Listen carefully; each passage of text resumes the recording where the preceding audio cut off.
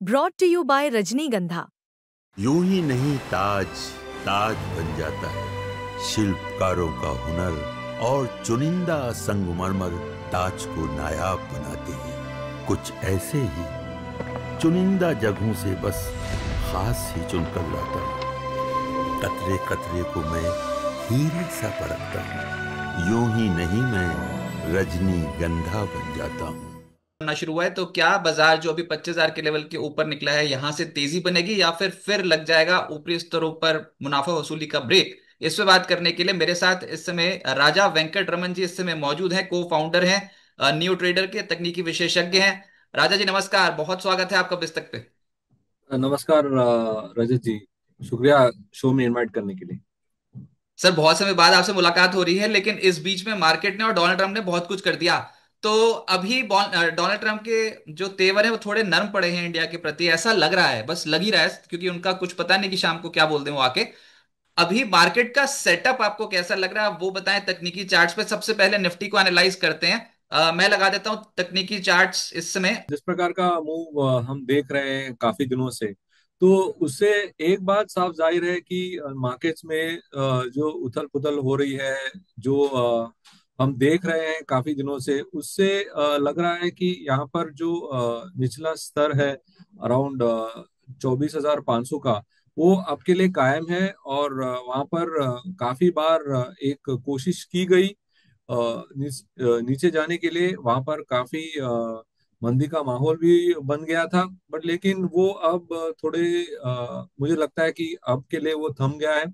और जिस प्रकार का जो टेलविंड आया है, मान लीजिए जैसे फेड में रेट कट की बात हो गई है, प्लस ये जीएसटी की जो रेट स्टेबलाइजेशन हो गया है, तो ये सब मद्देनजर रखते हुए मुझे लग रहा है कि आगे का जो समीकरण है वो हमारे लिए प्रॉफिटेबल हो सकता है, अगर आप खरीदारी के बारे में सोच रहे हैं तो।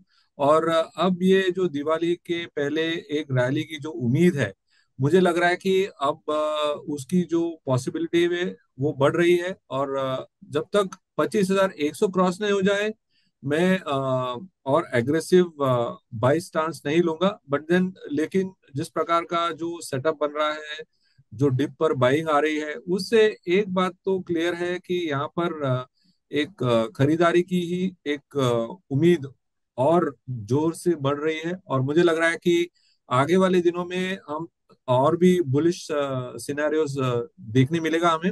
एंड मुझे लग रहा है कि आगे वाले इमीडिएट रेजिस्टेंस आ रहा है मुझे 25,300 का। और ये अगर रैली बरकरार रही तो 25,300 ऑन निफ्टी स्पॉट हम जरूर देख सकते हैं। और यहाँ पर काफी किरदार निभाएगा बैंक निफ्टी पे, क्योंकि बैंक निफ्टी काफी दिनों से एक बिकवाली सिनारियो से गुजर चुका है। और मुझे लग रहा है कि अब मौका है for bank Nifty to lead. तो बैंक निफ्टी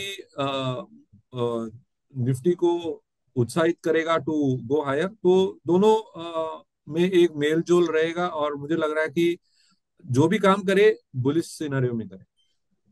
यानी कि कोई भी डिप आ जाए तो इस समय खरीदारी का मौका है, और निफ्टी की कमान अब फाइनेंशियल स्टॉक्स हो सकता है कि संभालते हुए नजर आए। तो सर आपके फिर टॉप पिक्स कौन सी हैं मार्केट में? Mid cap, large cap, combination, कुछ भी आप दे सकते हैं। हमको तो सिर्फ पैसा कमाने से मतलब है, निवेशक चाहते हैं कि पैसा बन जाए, और बहुत तनाव भी तो हो रहा था पिछले कुछ समय से, लगातार पैसा भी नहीं बन रहा था। लेकिन अब जब बाजार चलेगा यहाँ से, तो फिर कौन से स्टॉक्स पे बेट लगानी चाहिए?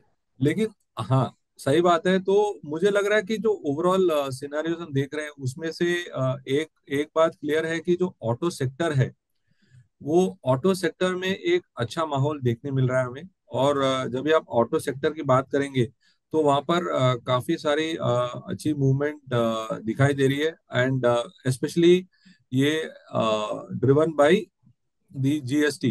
तो जो जीएसटी की वजह से जो सेक्टर्स में हमें उछाल मिला है, तो हमें लग रहा है कि ऑटो में एक अच्छा जंप देखने मिलेगा। पिछले 2 दिन से हमें आईटी सेक्टर में थोड़ा सहूलियत मिला था, and we saw that the IT stocks were doing well. But मुझे लग रहा है कि अगर आप काम करना चाहेंगे तो पहला सेक्टर होगा ऑटो, दूसरा होगा मेटल्स, और तीसरा होगा इंडस्ट्रियल सर्विसेज। सो ऑटो सेक्टर में अगर मैं ध्यान दूं तो मुझे लग रहा है कि जो टू व्हीलर के जो स्टॉक्स है उसमें काफी हमें देखने मिलेगा सम अपसाइड, क्योंकि अगर आप देखेंगे कि टू व्हीलर की जो पेनिट्रेशन है वो पैसेंजर व्हीकल से ज्यादा स्ट्रांग है। और मुझे लग रहा है कि आयशर मोटर्स या टीवीएस मोटर्स, ये दोनों स्टॉक्स में एक अच्छा रुझान देखने मिल सकता है। यस, बजाज भी है, हीरो भी है, बट लेकिन मुझे लग रहा है कि स्ट्रक्चरली ये दो स्टॉक्स में अच्छा मूवमेंट दिख रहा है। और मुझे लग रहा है कि ये दो स्टॉक्स होगा from the two wheeler space. And from the four wheelers passenger vehicles के तौर पे एमएनएम, हमने देखा है कि एक्चुअली हायर टाइम फ्रेम पर भी स्ट्रक्चरली एक अच्छा गैप आया है on higher time frame charts as well. तो मुझे लग रहा है कि अगर जो भी डिप आए एमएनएम में, राइट, अगर आप अब देखेंगे तो ये वीकली चार्ट जो आपने लगाया है ये काफी बढ़िया है। और ऑलमोस्ट देखेंगे ऑलमोस्ट 1.5 से 2 साल के बाद ये मूव देखने मिला है हमें। तो ये जो मूव बना है ये एक नेक्स्ट लेवल अनफोल्ड हुआ है एमएनएम में।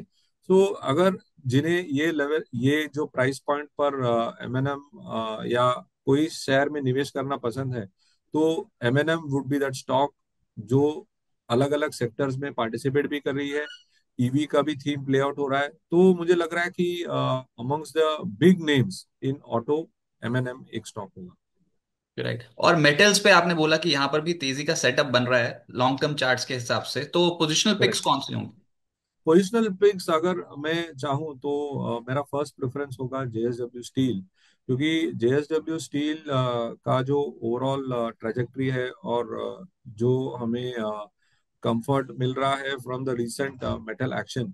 एंड और अगर आप देखेंगे कि जो चाइना में भी कर्व आया था वो भी हमें हेल्प कर रहा है in the metal space. So overall मुझे लग रहा है कि जो जेएसडब्ल्यू स्टील का जो सेटअप है, आपने जो टाइम फ्रेम लगाया है उसमें देखेंगे 6 महीने से यहाँ पर एक बिकवाली दबाव था around the levels of around 1100। वो अब पार होता हुआ नजर आ रहा है मुझे। तो मुझे लग रहा है कि आगे वाले दिनों में this could be a good setup to watch out for. तो एक इस पे आप खरीदारी का माहौल बनाए रख सकते हैं। ये जो भी डिप आ जाए closure towards 1050 would be a good opportunity to enter JSW Steel on a positional basis.